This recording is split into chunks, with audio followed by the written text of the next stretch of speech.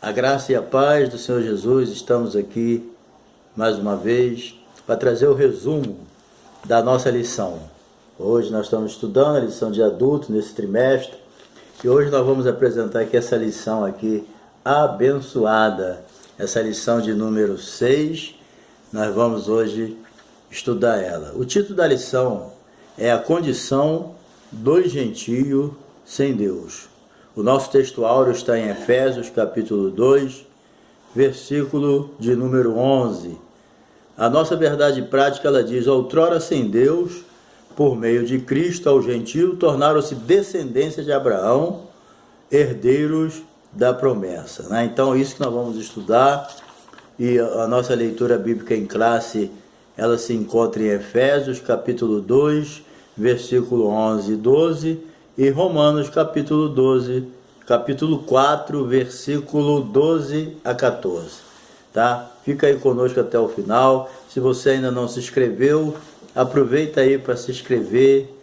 Se já se inscreveu, dê o seu like, deixe seu comentário, ora por nós, aí nos ajuda a continuar divulgando a palavra de Deus, porque a nossa finalidade é essa, divulgar a palavra do Senhor, ok? E hoje nós vamos estudar essa condição do gentio sem Deus até Jesus, né? Hoje a história está diferente, né? Então, nessa lição 6, nós vamos ver essa condição do gentio. Quando a gente fala em gentio, né? Nós já estudamos isso, todo aquele que não é judeu é gentio, né? Então, existe o judeu e o resto do mundo. Todas as pessoas que não são judeu, eles são gentios, né? E quem aceita Jesus, nós vamos ver mais para frente, né? Que aceitou Jesus, ele não é judeu nem gentio, ele é igreja do Senhor Jesus. Porque Jesus, quando vier buscar a sua igreja, ele não vai vir buscar o judeu nem o gentio, ele vai vir buscar a igreja, certo? E quem for salvo, estiver na igreja, tanto faz se for judeu ou gentio, porque Deus pegou o judeu e o gentio, fez um povo só. Na cruz, Jesus quebrou a separação, não tem mais, só existe um povo só para ele vir buscar, que é a igreja do Senhor. Bem, então vamos lá, vamos ver aqui a condição do gentio sem Deus, né?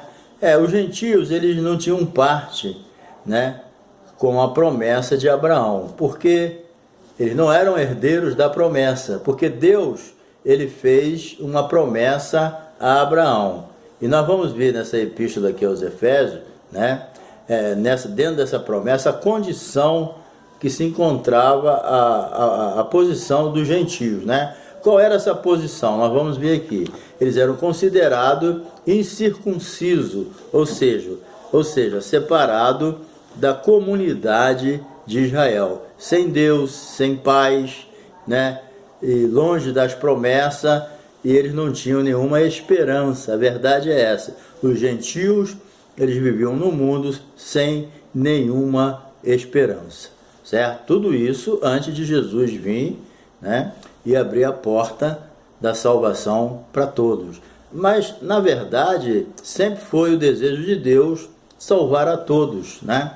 Era a vontade de Deus que Israel fosse uma nação que atraísse as outras nações para eles, né? Que as outras nações, pelo exemplo de Israel servindo a Deus, abandonassem a sua idolatria, abandonassem os seus maus costumes, os seus pecados, e seguindo o exemplo de Israel, viesse, né, servir a Deus também, o Deus Todo-Poderoso. Mas infelizmente Israel nunca deu um bom testemunho, e pelo contrário, em vez de Israel atrair as nações para Deus, eles eram atraídos pelas nações para seguir os maus costumes deles. Infelizmente foi isso. É aquilo que a Bíblia diz: Jesus veio para os que eram seus, os seus não o receberam, mas quem o recebeu deu o poder de ser filho de Deus. Essa foi a porta que abriu para os gentios, né? Mas vamos ver aqui o gentio antes dessa situação, né? Repetindo, gentio é todo aquele que não é judeu. Pode ser grego, romano, brasileiro, seja o que for. Bem, número 1, chamados à incircuncisão. O gentio antes de Cristo, né, além de mortos espiritualmente, eles eram desprezados pelos judeus, certo? E identificados como incircuncisos. Bem, literalmente, né, o conceito de circuncisão aqui, literalmente a circuncisão, ela era literalmente a remoção cirúrgica do prepúcio, né, do órgão sexual masculino. Entendeu? Aquela chamada operação de fimose, né? Então isso aí era a circuncisão que era realizada. Era o sinal externo de quem pertencia ao povo de Deus.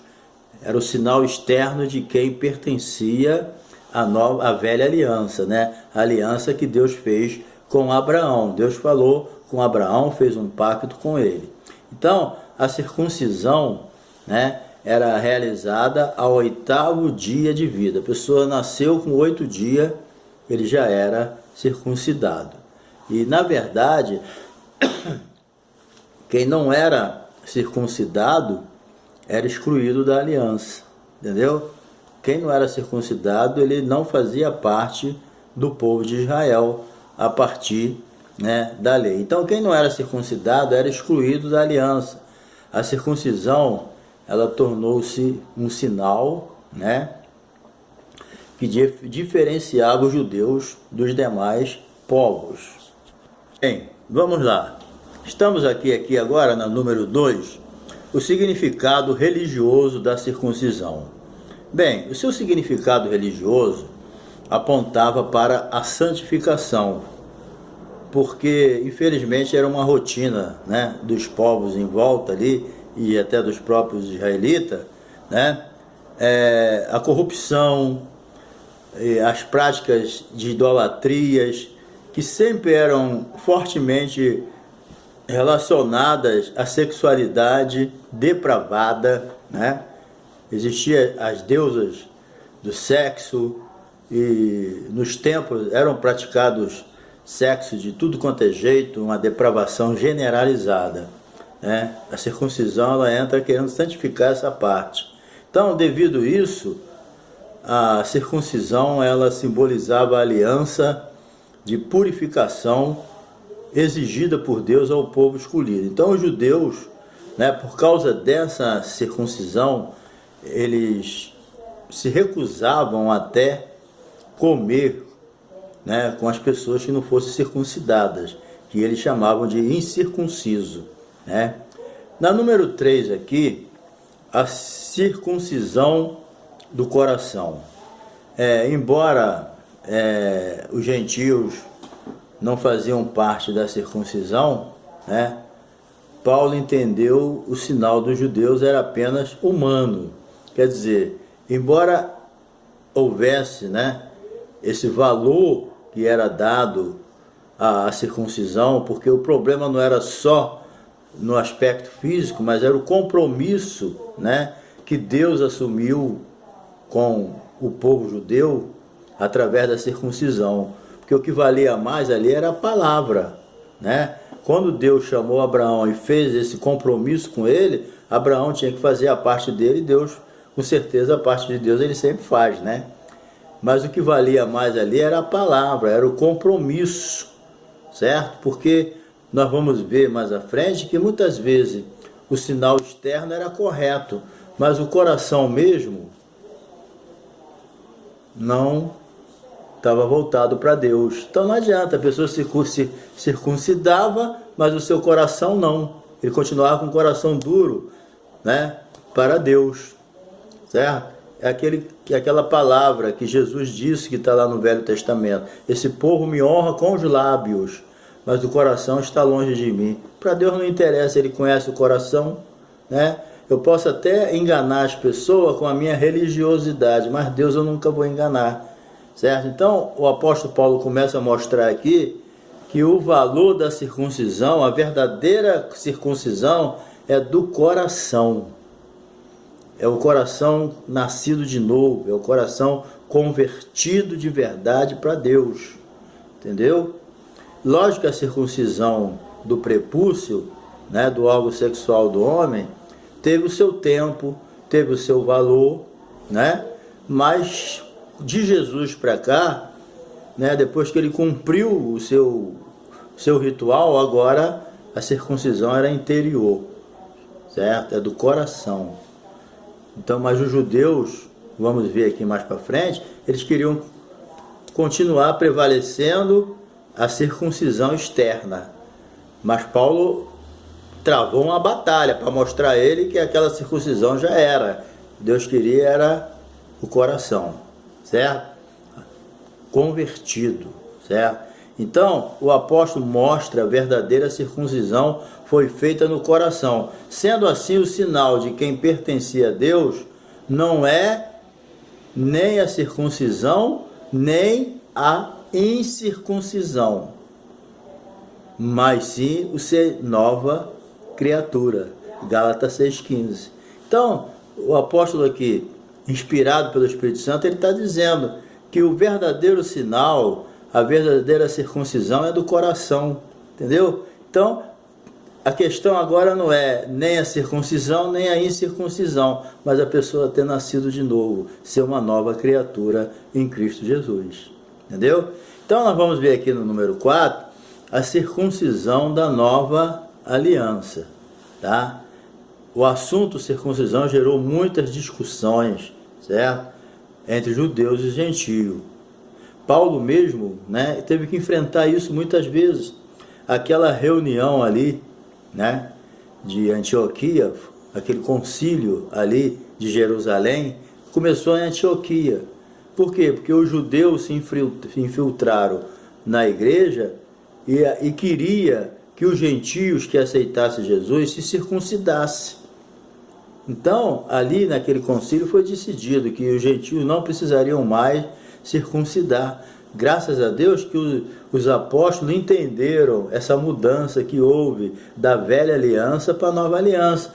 A circuncisão teve o seu valor, mas na velha aliança. Na nova aliança, a circuncisão é o novo nascimento, essa nova criatura em Cristo Jesus. Esse aqui é o verdadeiro sinal. Por isso que Jesus falou para Nicodemo, necessário é nascer de novo, porque aquele que não nascer de novo não pode herdar ou entrar no reino de Deus, certo? Então, naquele concílio ali, né, devido isso aí, o primeiro concílio da igreja foi em Jerusalém, e no concílio o assunto da circuncisão foi resolvido. O Espírito Santo, né, com certeza foi o Espírito Santo, orientou os apóstolos na nova aliança que a circuncisão já era. Então nós hoje servimos a Deus no Espírito, certo? E nos gloriamos em Cristo e não confiamos na carne. Entendeu? Está lá em Filipenses 3,3. Hoje, na nova aliança, eu repito, nós servimos a Deus em Espírito, nos gloriamos em Cristo, certo? E não confiamos na carne. Porque a carne para nada aproveita, ela teve o seu valor lá no Velho Testamento. Mas agora, o pacto agora é com Deus, é com Jesus. Jesus é a nova aliança da nossa vida. Ele, lá na Santa Ceia ele falou, ó, esse é o cálice da nova aliança. É o cálice. O próprio cálice é a nova aliança. Número 2 aqui, estranho ao concerto da promessa. O apóstolo aqui aponta, né, antes separado da comunidade de Israel, estranho ao concerto. Isso era a situação dos gentios, certo? Os que não eram judeus, que não faziam parte da comunidade de Israel, certo? Então, número 1, uma vida sem Cristo. Antes da regeneração, nós falamos agora há pouco, né? Regeneração é o novo nascimento, certo? Então, antes da regeneração, os gentios, eles viviam imersos no paganismo, certo? E, portanto, sem Cristo. Embora os gentios fossem religiosos, né? Eles tinham as religiões deles, mas eles não tinham nada, não tinha nenhum entendimento da promessa messiânica. Eles desconheciam a Cristo, eram indiferentes às coisas de Deus, certo? E acerca da obra de Deus, eles não entendiam nada disso. O homem natural não compreende as coisas de Deus, são loucura, e eles não tinham como entender. Por quê? Porque eles viviam sem Cristo. O gentio, nós vivíamos sem Cristo, igual nós, né? Eu aceitei Jesus com 26 anos, vivia nas mais profundas das trevas, né? E Deus foi lá e me resgatou.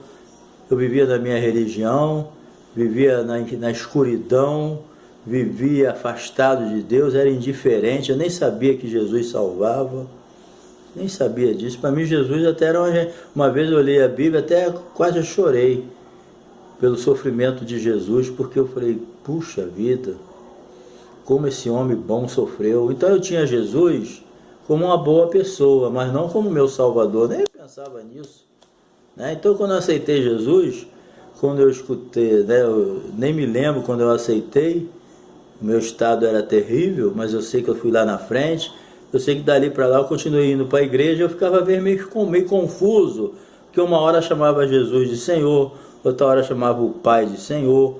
Aí eu fiquei assim, mas afinal de contas Jesus é Senhor por quê? Depois eu fui sabendo, até que eu fui ensinado e explicado quem era a pessoa de Jesus. Mas as pessoas no mundo, a maioria, não tem essa noção de quem é a pessoa de Jesus, né? Ele vive uma vida sem Cristo igual eu vivia, igual os gentios vivem, né? Mas conhecereis a verdade e a verdade vos libertará. Entendeu? Então os gentios vivem assim, sem Cristo. E também separado da comunidade de Israel. Porque na verdade a salvação veio de Israel. Querendo aceitar ou não, é verdade, Jesus era judeu, né? Segundo a carne. Lógico que ele era divino, mas ele assumiu, né? Ele era judeu, ele assumiu a forma humana e era um judeu, certo? Então, Jesus era judeu, a Bíblia veio dos judeus, os profetas vêm dos judeus, de Israel. Então, a comunidade de Israel é o princípio das coisas de Deus. Deus escolheu Israel para ser senhor deles, separou aquela nação para ele. Então, não tem como a gente desprezar o princípio das coisas de Deus que veio a partir de Israel, né? Não adianta a gente querer descartar isso, que não adianta. A Bíblia vem de lá, não adianta. Os profetas vieram de lá, o princípio veio de lá, os apóstolos vieram de lá. Não tem jeito, entendeu? Então, mais separado da comunidade de Israel, mais em desvantagem do gentio. Não pertenciam à comunidade, mais uma desvantagem deles, né? E não pertenciam à comunidade de Israel, era excluído dos símbolos exterior, não faziam parte do povo escolhido, né? Por isso não tinham o privilégio da aliança. Então, do Deus de Abraão, claro. Agora, na perspectiva da aliança de Deus com Abraão, os gentios estavam fora e essa promessa só pertencia aos judeus, até que viesse Jesus, certo? Porque a posteridade era Jesus, e na posteridade todos têm o mesmo direito, tanto judeu como gentio pode realmente fazer parte da igreja. Isso aí é que é importante. Você veja que tudo é sabedoria de Deus, né?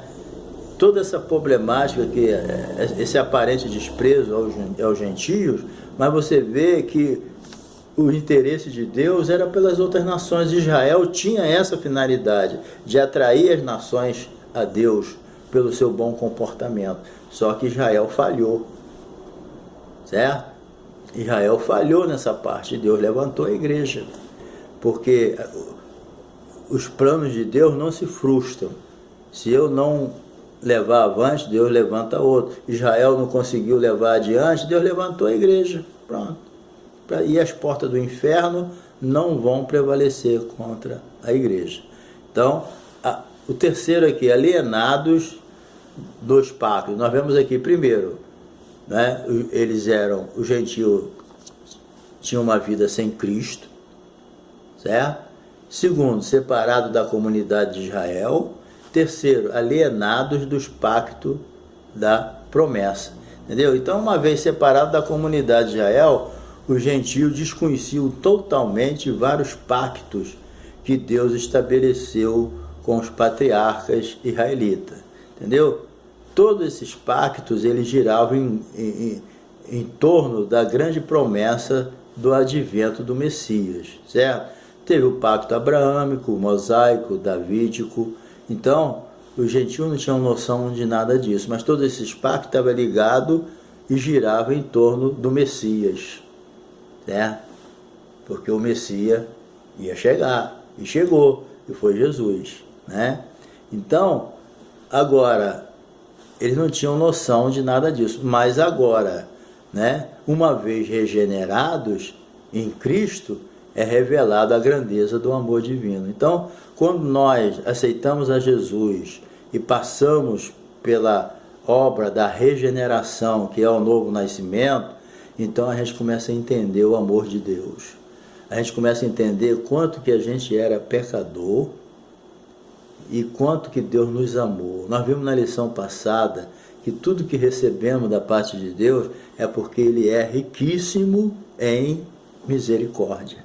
Entendeu? Então, quando a gente passa pelo novo nascimento, a gente reconhece o grande amor divino, porque a gente também se torna herdeiro da promessa. Entendeu? Quando a gente não passa pela regeneração, não nasce de novo, não se torna filho de Deus, a gente está sempre exigindo de Deus, achando que a gente merece alguma coisa da parte de Deus. E muitos acham que Deus é até mau. Mas depois que a gente passa pela regeneração, a gente entende quanto que a gente é pecador e quanto que Deus é misericordioso. As misericórdias do Senhor, elas são a causa de nós não sermos consumidos. E Deus coloca os gentios nessa bênção, entendeu? Eram totalmente fora, mas Deus, pelo infinito amor, traz eles para dentro da bênção, né? Aqui vamos então para a última parte. Mais uma situação dos gentios. Sem esperança e sem Deus. É outra situação que nós vivíamos, né? Sem Deus, sem esperança, sem paz. Às vezes preso numa religião, iludido, adorando um ídolo. Entendeu? Às vezes a gente estávamos vivendo assim. E muitos até criados no Evangelho, mas sem nenhuma experiência com Deus. Filho de crente não é crente. Estou falando crente no sentido de ter nascido de novo, ser uma nova criatura. Às vezes a pessoa é criada na igreja e acha que é salvo, mas não tem um mínimo de experiência com Deus. Não nasceu de novo. Não vive igual o gentio, mas num ponto, mas espiritualmente não tem experiência nenhuma com Deus, né? E os gentios, infelizmente, têm a sua experiência com o mundão, têm a sua experiência com os deuses falsos, mentirosos, enganadores. Quantas pessoas estão aí prostrados diante de um ídolo, sendo enganado, achando que vai para o céu, né? Porque despreza o verdadeiro Deus, né? Desprovidos de esperança. Era a situação do gentio. A palavra esperança aqui, ela traz a ideia de confiança. Copinho d'água aqui. Traz a ideia de confiança, e na Bíblia, né, o seu principal uso está ligado à confiança nas promessas divinas. Então, quando alguém espera algo de Deus, porque ele confia. Então, toda a esperança, ela está ligada à confiança nas promessas divinas. Aquele pensamento que Abraão tinha, que aquele que prometeu era poderoso para cumprir. É essa ideia que Deus passa para nós na sua palavra, para nós que nascemos de novo. Entendeu? Não era o caso dos gentios que viviam sem esperança. Qual é a esperança de um gentio, de um homem sem Deus? Nenhuma, né? Então, embora, né, Deus já tinha o plano de salvá-los, né? Isso aí já era certo, eles mesmos ignoravam isso. Eles buscavam os deuses deles, mas não buscavam o Deus criador de todas as coisas. Mas Deus já tinha a intenção de salvá-lo através de Jesus, pela pregação do Evangelho. A fé vem pelo ouvir, entendeu? Então essa promessa, por isso, eles não tinham essa esperança. Se não fosse a pregação do Evangelho que despertou eles a entender o plano da salvação, que Deus se interessava por eles. Entendeu? O ser humano tem que entender isso.